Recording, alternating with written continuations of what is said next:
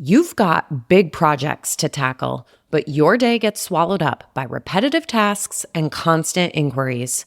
It's hard to make progress when you're stuck putting out fires.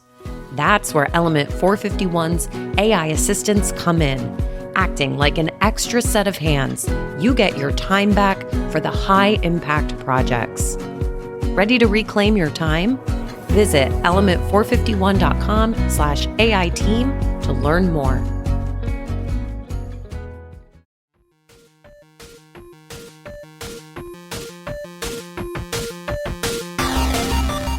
Welcome to the Hired Geek Podcast, where we explore the impact of EdTech on the student experience with engaging, fun, and relevant conversations that honor the wide range of work happening all across the higher ed ecosystem. I'm your host, Dustin Ramsdell, Community Engagement Lead at Pathify. Join me every week for discussions with some of the best minds in education technology. The Hired Geek Podcast is a proud member of the Enrollify podcast network, a robust collection of shows designed to help higher education professionals like you grow every day. Explore all of our other shows at enrollify.org or check out some of my personal favorites linked in the show notes below. Enrollify is made possible by Element 451, the leading AI-powered all-in-one student engagement platform helping institutions create meaningful, personalized, and engaging interactions with students. Learn more at element451.com. Welcome back, everyone, to another wonderful episode of the Hired Geek Podcast. We are joined here by a little bit of higher ed podcasting royalty, I feel like. She's got me beat with how many episodes that she has produced for her show, Teaching in Higher Ed. I'm sure a lot of folks know of her or know her very well. But Bonnie, if you want to briefly introduce yourself and your professional background, because you do a lot of cool stuff in addition to teaching in higher ed, the podcast and everything. You actually do also teach in higher ed yourself. You know, it's a beautiful kind of get a symbiotic thing there, I'm sure. But like, just introduce yourself to folks, do a brief overview of your professional background to kick us off. Absolutely. Well, this is the first time anyone has ever referred to me as royalty. I have a husband who's been a podcaster for 3 years longer than me. Oh, and wow. Dustin, I know you and I have chatted a little bit about the kind of unusual emails that you'll receive if you've been doing podcasting for a while and comments. And so I'm going to chuckle for a while about royalty, but I am very glad to be here. I have a hard to pronounce last name. And so my husband gifted me with a word picture. So you have to picture me or him, in his case, standing in front of a stove, but you stutter a little bit. So it's stahove. And we're cooking up 2 dishes. An E, a capital letter E, and a yak, which I like to joke tastes just like chicken. So it's Stachowiak. And I also really work on being concise. So I'll start from childhood on my professional background, but I promise it's actually the more concise way. I have a vivid memory of being about 5 years old and teaching to my stuffed animals and to my dolls. And on the door was Miss Monroe, because I grew up in the 70s. So that was the Charlie's Angels reference there that everyone, so it's the 1970s Charlie's Angels, not the more recent ones. And I also had the number 208 randomly. So 208 happens to be my favorite number. And a lot of social media, that's my thing. So why does this relate to my professional background? In 2 ways. One is I always thought I was going to be a teacher, but I had a very narrow view of what that meant. So I thought that meant, well, you'd be a high school teacher because that was all that I knew. And when I think about leadership, when I think about any of our roles, we so often think that what's limiting us is our ability to know how to do something. I would argue the how to do way easier than the imaginative capacity that it takes. So I was fortunate in that my family ran into some misfortune. And just like with misfortune that happens in our lives, there's almost always some kind of goodness that can come out of really bad things. So my dad ended up losing his business that had been in our family for 4 generations. And so I wasn't able to have them support me in my college work. I didn't get my teaching credential, which would have required another year in school. And so I happened upon an entirely different kind of career that involved teaching, which was in the franchising business and specifically computer training. So my love for technology is long-lived across decades, and my love for teaching is long-lived across decades. And I've just been surprised at all of the different ways that teaching can show up across lots of different aspects of my career, also in higher education.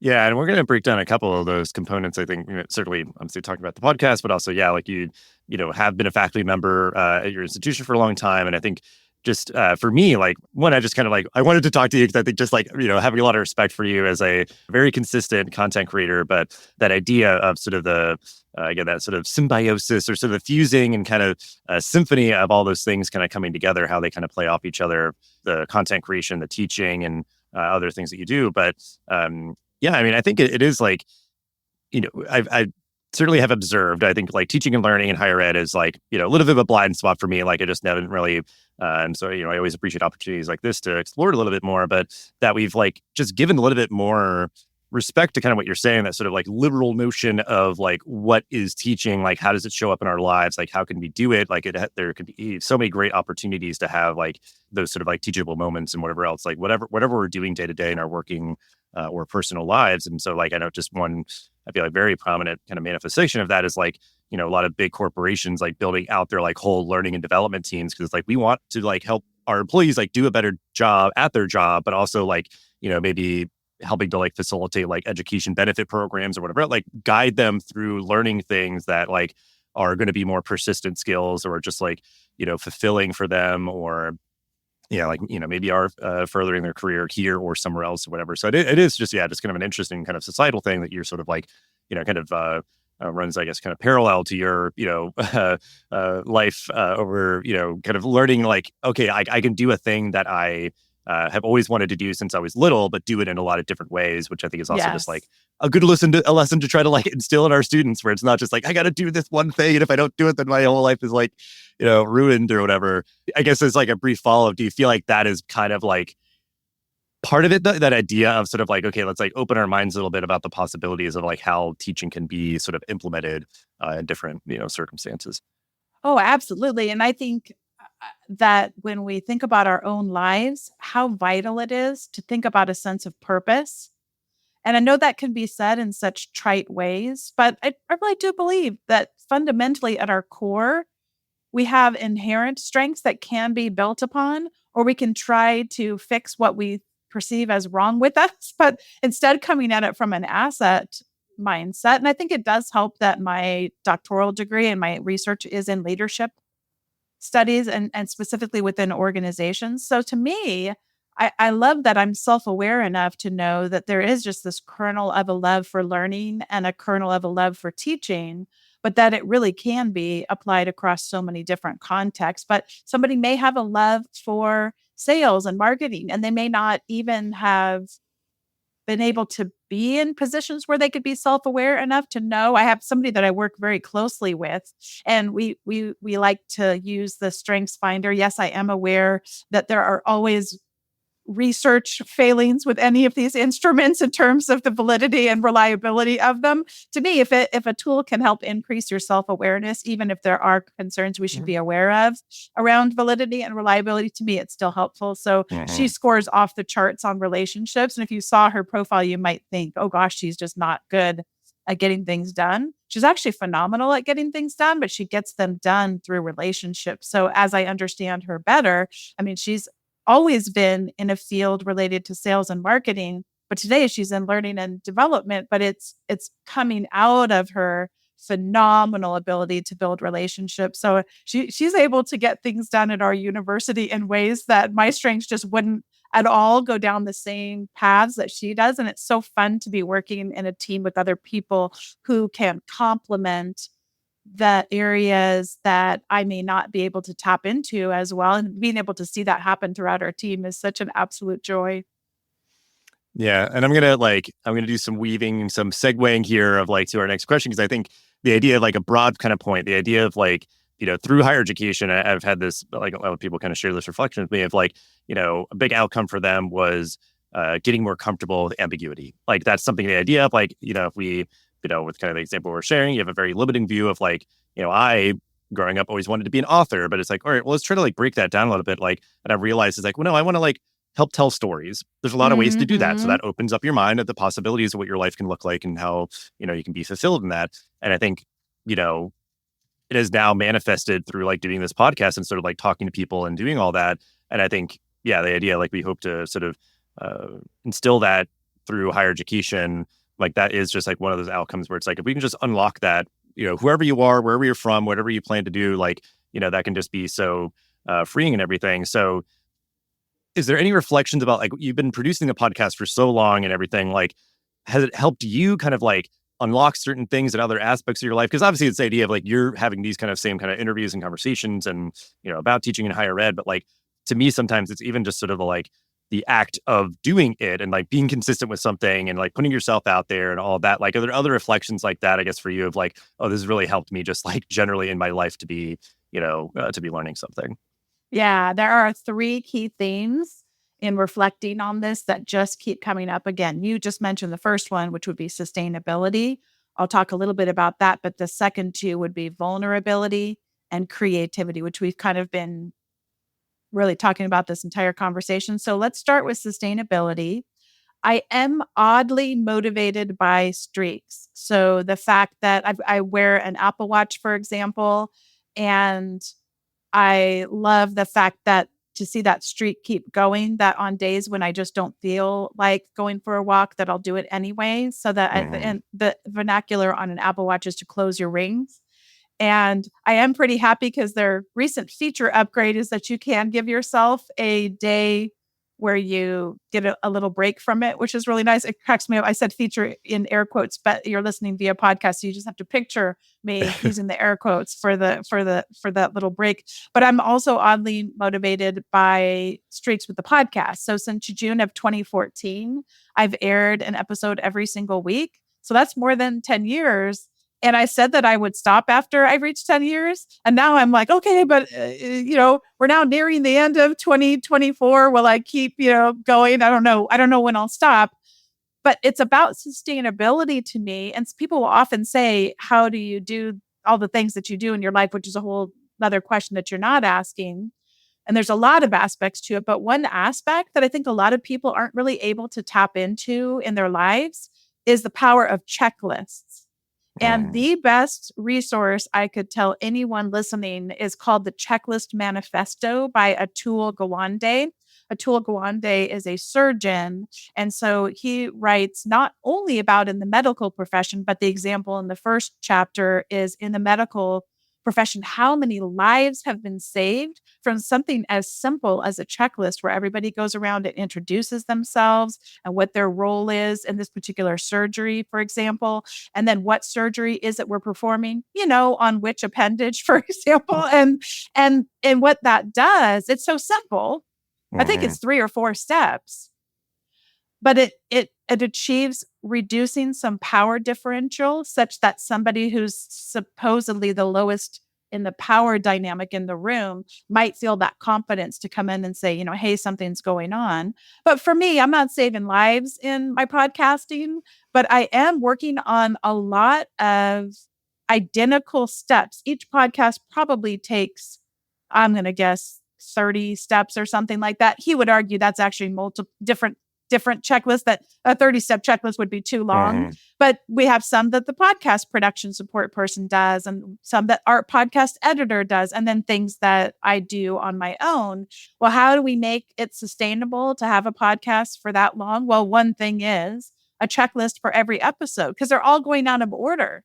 I might be recording something now that's not going to air until, 3 months from now.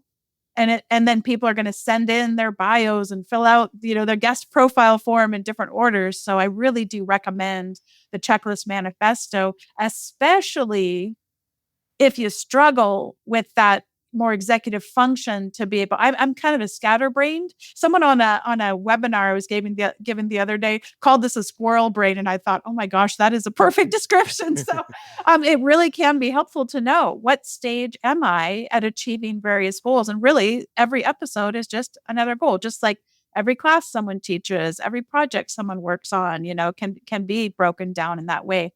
The 2 other ones that have been so powerful for me are vulnerability. And that sounds so cliche, I think, but it is something that continues to mold me and shape me and is both incredibly challenging and rewarding in an odd juxtaposition. So the ability to show up in the fullness of myself is both the sheer joy and just I'll keep sometimes wrestling with myself because it's hard to do that. It's hard to say, oh, I'm not supposed to be the smart one here. Like if that's what you're trying to do here, that's not your thing. So what is my thing? Well, I'm a teacher.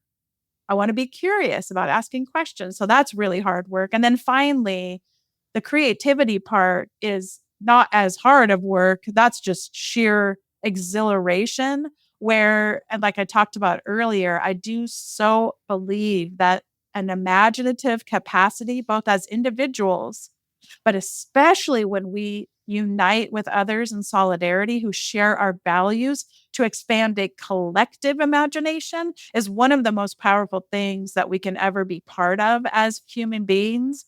And what it feels like to tap into what a capacity for creativity that humans can only do, something that is uniquely human, is a beautiful thing. And I get to hear about creativity happening all over this world in the most surprising and delightful and powerful, transformative of ways. Yeah, a lot of great insights and reflections there. I appreciate you sharing all of them. And I think, yeah, I mean, it's definitely, I'm sure a lot of those. And yeah, that like vulnerability, interesting one, that idea of like things being okay, being like good enough or sort of kind of imperfect, because you might, if folks notice that I sometimes get very excited and I talk very quickly and it might be like hard to follow things. So like it's even just been like the communication skills have certainly improved a lot. And then just, comfort with like putting yourself out there and being vulnerable. But yeah, that creativity piece, it's interesting because like you're saying, it's as much like, I guess, learning about the creativity of other people and appreciating that and seeing like, them show their work off. And like, it's, I guess, maybe lesser to the other ones. Because I think at the end of the day, that's why like a lot of people do like attempt at podcasts. Because it's like, you're just kind of throwing two people in a bottle, shaking it up and seeing what comes out kind of thing. But like over time, you're honing your creativity because like, if it's, solely your show, like your fingerprints are all over it. So like you, over time, can hopefully like mold each episode to be a little bit more special, a little bit better and all that. But, and figure out, like you're saying, like, I just need to be the teacher here. I need to be kind of taking the back seat, or I need to kind of help, the guest kind of, shine as best I can and everything. And you kind of make those pivots and stuff. So I don't know, like that sort of, I guess it's almost like creative instinct, even though like, well, each episode is an interview, likely between like, kind of one-on-one or, panel of people, whatever. So there's not maybe much creativity, perceived from the outside, but I feel like it is, like how am I showing up to each episode? How am I, weaving together the whole, schedule of the year or whatever else. So, yeah. Yeah. You talked about your love of storytelling. And Alex Bloomberg is a podcaster who I have admired for decades now. He is quite the storyteller through podcasting. And I took his class about storytelling and podcasting, and he has a formula. So I'm about to give away the secret right here. This is his formula for podcast storytelling. I am telling a story about ... It's interesting because ... And most people can, I don't know, they can kind of get what their story is about, maybe. Most people aren't able to discern why it may or may not be interesting. And so, I mean, there's a lot of people doing amazing things in higher ed.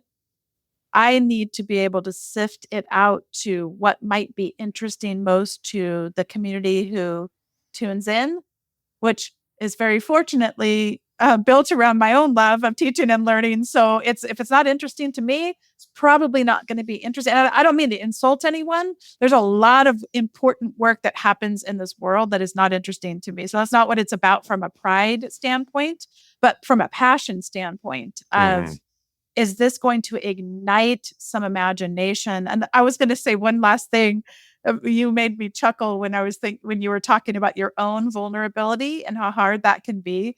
I recently aired an episode with a woman who teaches at a community college, and she shared about making a Pokemon syllabus and a Barbie themed syllabus. By the way, for the same class, her husband makes fun of her in a fun spirited way, because every semester she feels like she has to redo the same course with something. He's like, really? Could you not just repurpose the syllabus? That's what they're for, is you could just change the dates and everything. And she just can't bring herself to do it. And I was laughing like such a complete dork I'm like listening back to myself. I'm like, I'm so embarrassed for myself, because her Barbie theme is it's for accounting. By the way, I should mention she's an accounting professor. So she's teaching the introductory accounting class. And so it's Barbie themed and it's every Barbie counts. And I just guffawed. Like my laughter is just so ridiculously explosive at that point. But I figure, as embarrassed as I am, laughter is infectious. And if I might have somebody else, even if they're laughing at me, what a fun way to just, if I can bring a little bit more laughter and joy in a very hard world, navigating some really difficult issues in our country and in our world. I mean, sure, okay, we could laugh, but yeah, I do often listen back and go, oh my gosh, you can be such a dork sometimes. Yeah. Well, yeah, that's what I think. Yeah, that like authenticity or sort of genuine, like that's what resonates with people. And yeah, it's kind of just, you have to like get a little bit of like tougher skin of just sort of like knowing my little verbal quirks that I will just do constantly. And then like after having to listen to them so many times, it's just like, man, I really just can't help myself, can I? If I'm really like rolling, I just will, check off all the boxes of those little quirks. But I guess for the sake of time, I want to move on because there's a couple other things I wanted to ask about, like, and try to just give, cover as much ground as we can in the space and time that we have here. You're in the classroom, you're teaching, and I'm curious, obviously it's just one of the hot topics of the day with AI, and I'm curious just any reflections or anecdotes or sort of quick experiences that you've had so far, because I've been trying to let sort of generative AI and higher ed sort of like simmer and kind of settle for a bit and see what folks are doing with it. And we've done a couple episodes recently with some great examples. So I'm curious if you want to do both or either, just experience with AI in the classroom with students and or your fellow faculty members. I feel extremely fortunate to have been able to be selected as the scholar in residence at the University of Michigan, Dearborn. And that experience was all around artificial intelligence and higher education. And if you were to look at my CV at the time, you would have scratched your head, as did I, of like, why on earth that she doesn't have practically any, like, why would they choose her? And the answer was that they chose me because of my curiosity. And because you spoke earlier about how hard it can be for people to navigate ambiguity. Well, when it comes to, I'm not sure I'm great at it, by the way, but when it comes to artificial intelligence, I feel like I haven't really had any choice but to navigate that ambiguity. That is a space that I both have been living in prior to being selected for that role, and then also still feel today. And it's something that is rather odd to be changing my mind about it on such a frequent basis. And a lot of it, how do I feel about it? Well, it depends. It depends on things like what day it is and what I've just been listening to, consuming, friends I've been talking with, people who challenge my thinking in great ways, but also could depend on the context. Well, it depends on, and I change my mind a lot about that too. There's every day, every single day, there's something that will come out that will just slightly, it'll just put another lens on it and another lens. And so I think we need to, if nothing else, become even more adept at realizing we don't know everything, realizing we have a moral obligation to help students be able to cultivate their own abilities to navigate ambiguity. And those of us in leadership roles to be able to do that with the teams that we lead, et cetera. So when it comes to all of this, I will say there's three themes, but I also say tomorrow there might be three different themes. But one thing that comes up is kind of this whole, there's nothing new under the sun. So when I first started doing the podcast back in June of 2014, one of the earliest episodes, I happen to have this episode number memorized because it's so memorable to me. Episode 19 was with James Lang. James Lang is the author of, among other books, a book called Cheating Lessons. And I distinctly remember that conversation because he really stressed and continues to stress all these years later. We act like we are so separate and apart from our students. They're cheaters. We better catch them because if we don't have our watch on them, from 20 different angles, 20 different technology tools to catch them cheating, they might get away with something. And too often, and myself very much at the time, they're cheating on me. This is a personal thing. This is, we got a lot of animosity going on, because when you choose to cheat, you're not only cheating and you're a terribly unethical person, but that's on me that you're doing this. You're cheating specific, and there's some vitriol there and some anger and some taking things personally. Not a great place to be. And so all of the books that I've been able to read from him, including Cheating Lessons, and all the conversations I've been able to have, I have felt freed from that in many ways.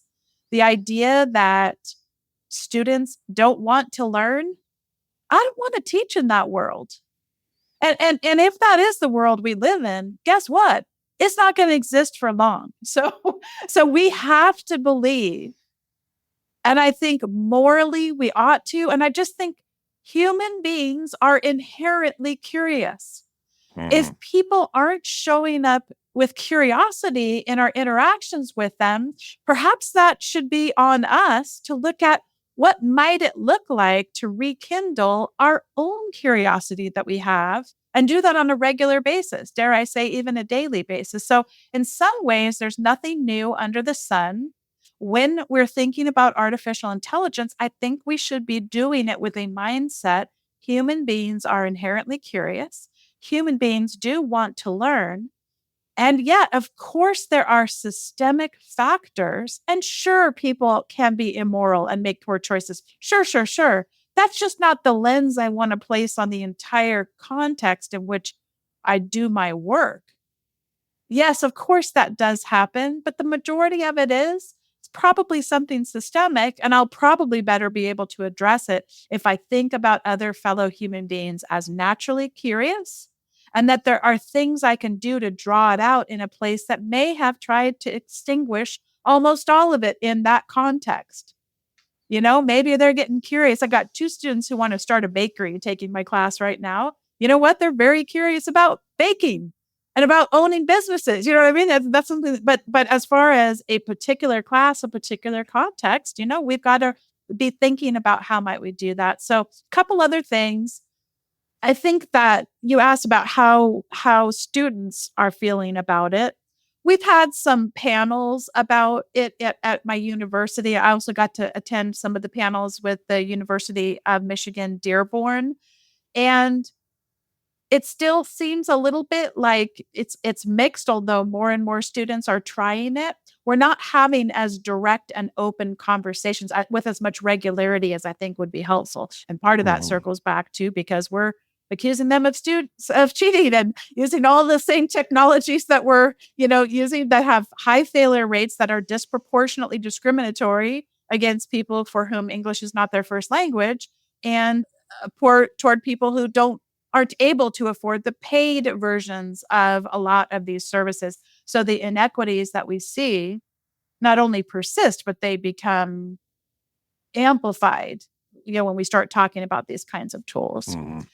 And then I would say in terms of my fellow faculty, I played this game. So I created this card game. It's called Go Somewhere. It's a card sorting game about the different metaphors and values and actions we might take around artificial intelligence. And the first step of it is to draw a metaphor for artificial intelligence. And then, so I have all these adorable pictures of my friends and colleagues holding their little metaphor sketches up. And one friend holds up dumpster fire. You had to guess, by the way, it was like Pictionary. So she drew a dumpster and a fire. Hers was a very excellent drawing and very clear to someone who teaches researched writing why she has so many concerns there. So dumpster fire was hers. Some people have a little picture of a coach, AI as a coach, AI as an assistant, all different. So by the way, the most unusual word that is generally a new vocabulary for people is stochastic.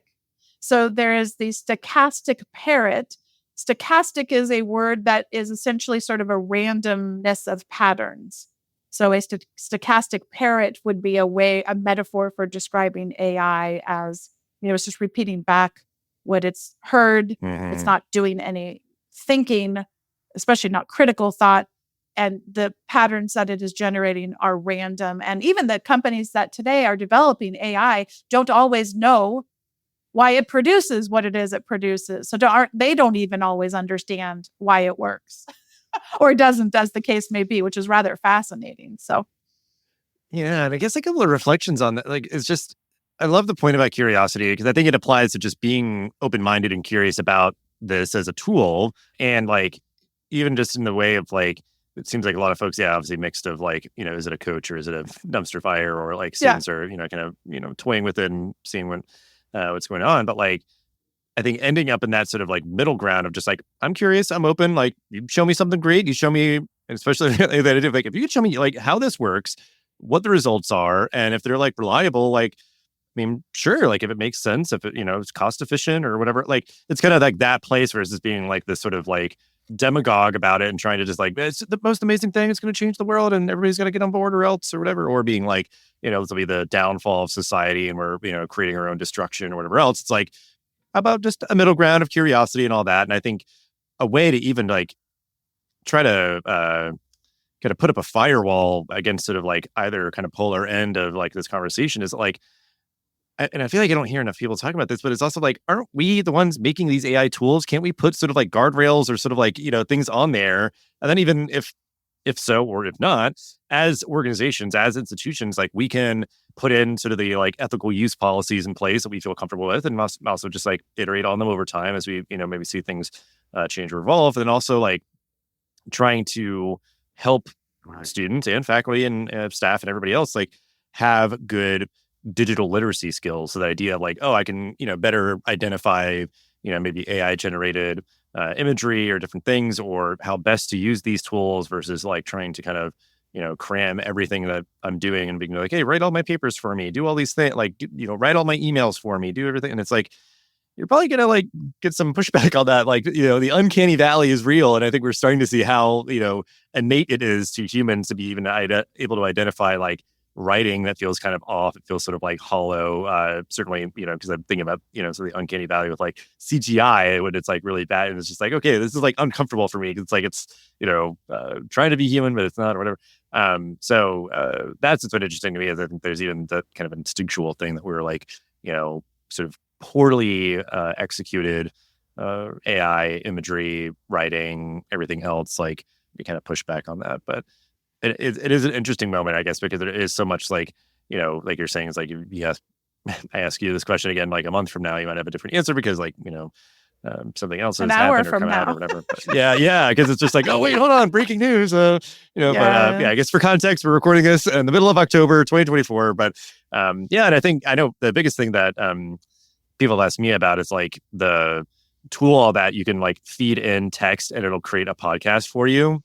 And I guess I'll say air quotes here, podcast, but it's just sort of like, again, like something like that, where like some people are like, oh my God, well, I guess, party's over. Like, we could just make these AI podcasts. But it's like, well, you do realize again, like the premise is if you would prefer to basically like self-generate your own like audio readings and audiobooks of like research papers, whatever, it's just going to present it to you in a format that is preferable. And, again, with any of these things, like AI is, presumably reading our writing on the internet or whatever, like it's all us and it's only giving us what we ask of it or what, I don't know. So like, it's to me, I've had that sort of middle ground approach. And I think it's not as bad or as great as anyone says it is, at least not yet. There's still like a lot of room to grow. And I guess I'm curious with like all of this stuff kind of going on to segue into my next question, like you're still teaching at Vanguard it's been like 20 years if I was seeing it correctly in your background. Yeah. What keeps you in the classroom, even with sort of all this stuff that kind of keeps sort of like, disrupting, paradigms and whatever else, like, what keeps you in the classroom? What are some reflections about what has kind of changed or stayed the same? Because I think of that notion of like cheating, the idea of like certain things like that. It's like, well, if it's not Wikipedia, then it's AI or whatever. Like there's always something where people are sort of like, the sky is falling and, everybody's cheating on everything all the time or whatever. So I guess, just reflections, what's been keeping you in the classroom? And I'm just curious your thoughts. Yeah, well, as you might imagine, what's keeping me in the classroom is the 5-year-old me, and that hasn't changed in all that time.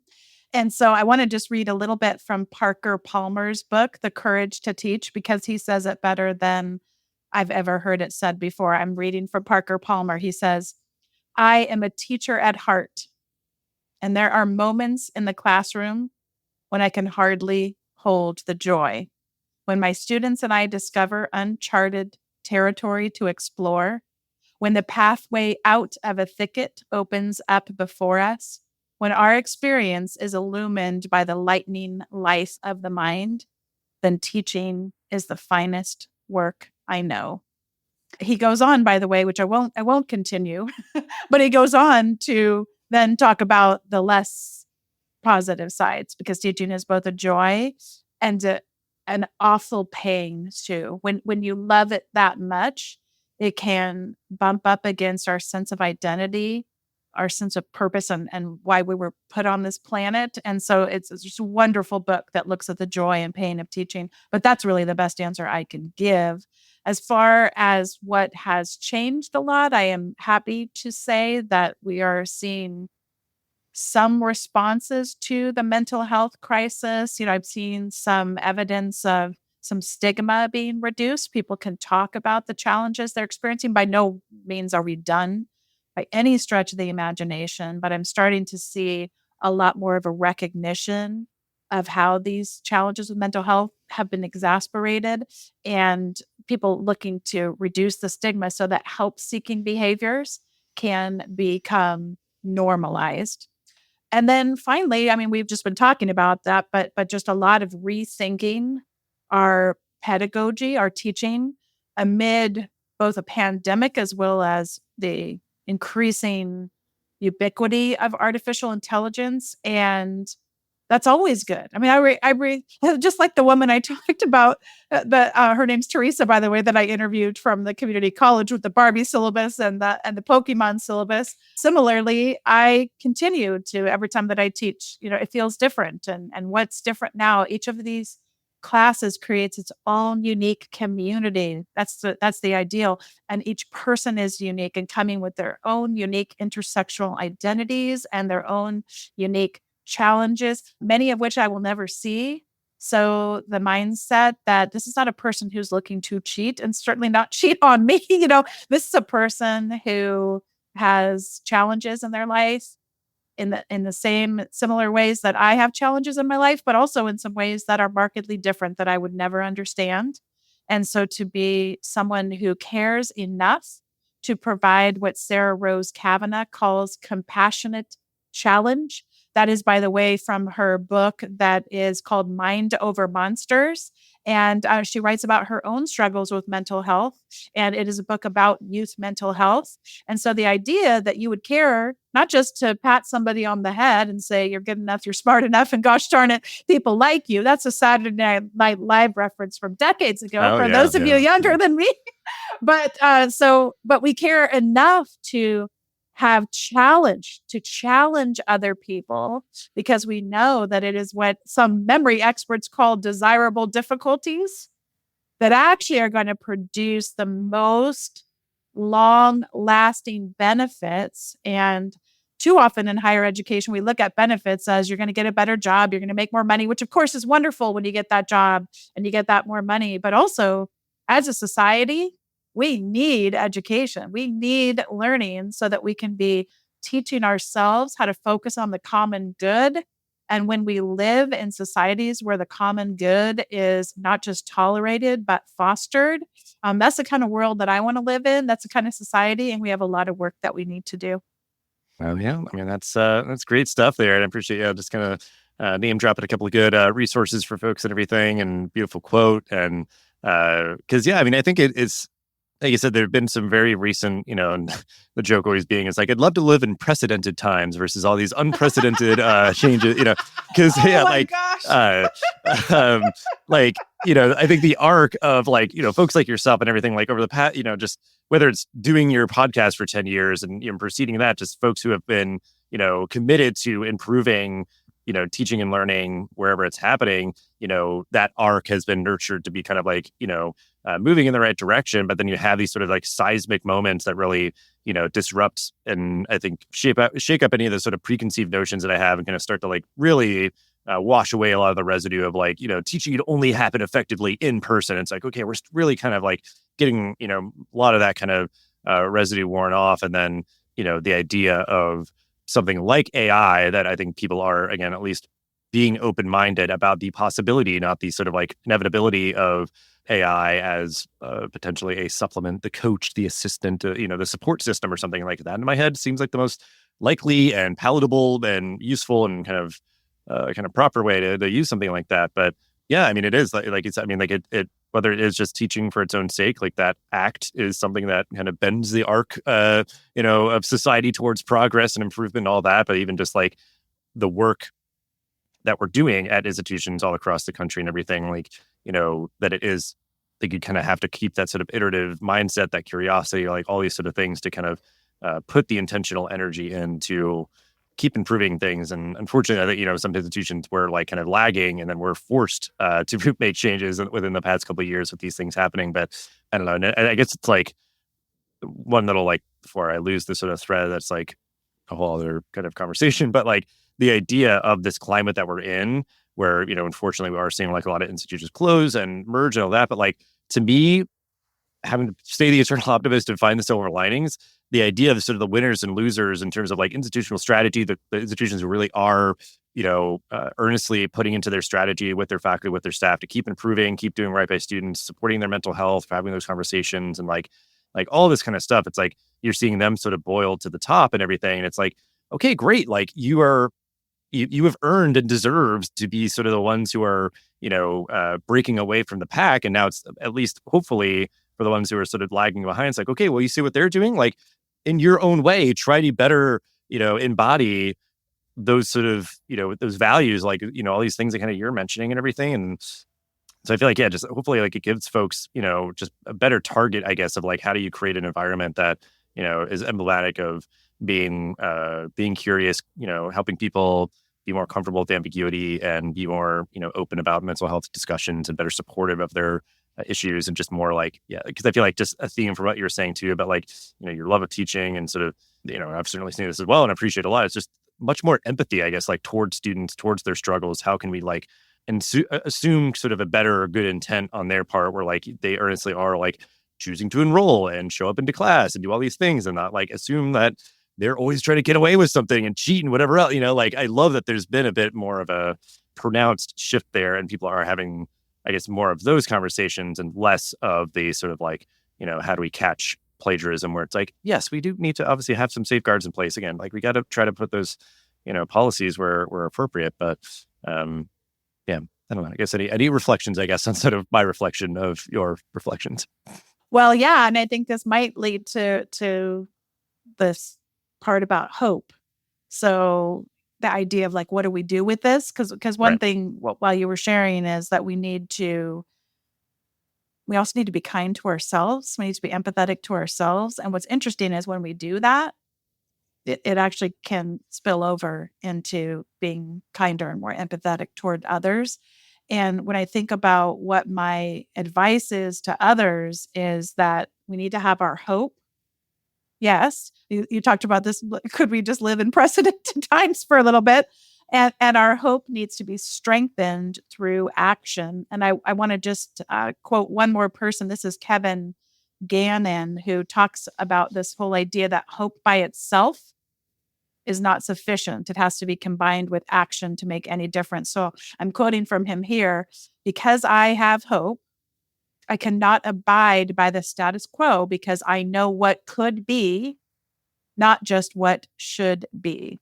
And then he states it even more simply than that, as he says, hope is embodied in practice. Powerful words. And I think we'll have to end it there. And I think that is like, as an eternal optimist, having like a good quote like that or good ammunition is always nice. Because yeah, I mean, it's just that idea of like, believing that we can be better and we, can live up to our, kind of better values. And yeah, and I just appreciate you and your energy and your commitment, your, consistent content creation and everything. I admire it and respect it a lot. And obviously, yeah, I think it's all kind of fed into you sharing some great insights here and what ways to connect with you and teaching in higher ed and everything else that you do in the description for the episode. But I just appreciate you so much for what you do and for hanging out for this episode. Yeah, thank you so much for inviting me to be a part of the conversation. The Hired Geek Podcast is a part of the Enrollify Podcast Network. If you like this podcast, chances you'll like all the other Enrollify shows too. Podcast Network is growing constantly, and we've got a plethora of marketing, enrollment, and higher technology shows that are jam-packed with stories, ideas, and frameworks all designed to empower you to be a better hired professional. Our shows help you find your next big idea and feature a selection of the industry's best as your host. Learn from people like Jamie Hunt, Seth Odell, Day Kibbolds, and Eddie Francis, as well as so many other of your favorite leaders in higher education. Enrollify is made possible by the support of Element 451, a leading AI-powered, all-in-one student engagement platform helping institutions create meaningful, personalized, engaging interactions with students. Learn more at element451.com.